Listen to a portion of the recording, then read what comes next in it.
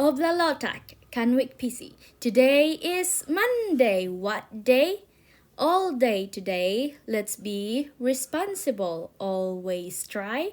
Do our best. Cooperate with others and treat everyone with respect, including ourselves. Instead of talking about mistakes or school policies today, we are going to talk about fragrance sensitivity. There are a lot of people who like to wear different kinds of fragrances so they can smell nice. These can be perfumes, colognes, or body sprays and deodorants. There are lots of fragrances for all kinds of people. Usually, people pick a perfume or body spray because they really like a particular smell and like to wear it all the time. This sounds great, huh? I'm sure most of them smell wonderful too.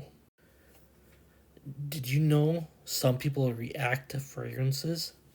We call this fragrance sensitivity. People with this type of sensitivity could get a rash, like seen in the picture, or a number of other reactions. Now, I have a question. Do you know anyone who has a fragrance sensitivity? So, when fragrances are made, there's a number of chemicals that can be put in them. These chemicals are what can cause a reaction in people who have fragrance sensitivity. You can see the picture, there's all kinds of things that can be put into just one type of perfume.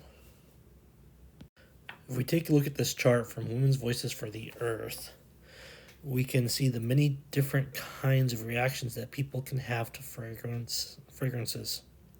They can have headaches, shortness of breath, nausea, cold-like symptoms, dizziness, tiredness, rashes, or triggering of asthma symptoms. Fragrance sensitivity can be quite serious. It's really easy to think that somebody may be overreacting to a fragrance. But when we better understand fragrance sensitivity, we come to know that it is quite serious. Here's a fact for you. 1 out of 3 people actually have some kind of fragrance sensitivity, and 1 out of 5 people will have some kind of reaction.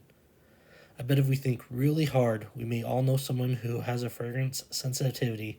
This could be our parents, a sibling, our friends, or anyone else. So now that we know this, what can and will we do to help with this problem? Out of respect for people with fragrance sensitivity, we're going to ask everyone, including ourselves, to not wear fragrances at school. There are a lot of people at school, so if 1 out of 3 people have a sensitivity, more than likely multiple people at school will have some kind of sensitivity and will have a reaction to the fragrance. So let's be considerate towards one another and not wear or spray fragrances at school. I want to thank everyone for being considerate and have a magnificent Monday.